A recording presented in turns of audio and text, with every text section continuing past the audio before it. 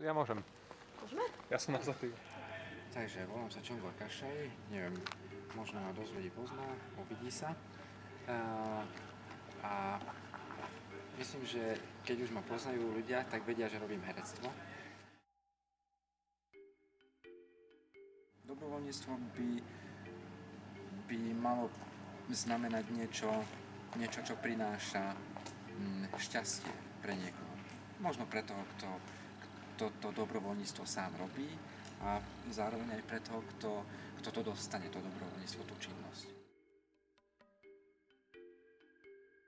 Ľudia, ktorí sú dobrovoľníci alebo vykonávajú dobročinnú vec, akciu, jedným slovom sú nezištní ľudia.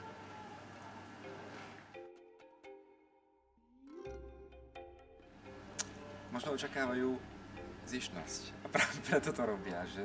Alebo nemajú čas, alebo možno ja by som to vystihol tým výrazom, že nemajú k tomu vzťah. Ľudia väčšinou robia veci, ktorým majú vzťah.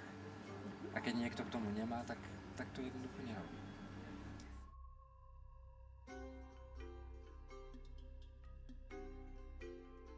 Myslím, že pre mladých, ktorí sa zúčastnia, väčšinou myslím, že sú to mladí ľudia, ktorí sa zúčastnia tejto akcie, určite prináša dobrý pocit, lebo dobrovoľne sa zúčastnia a vedia, že robia prospešnú vec. Či už je to, čo ja viem, oprava alebo vyčistenie nejakého detského ihriska, alebo pomáhanie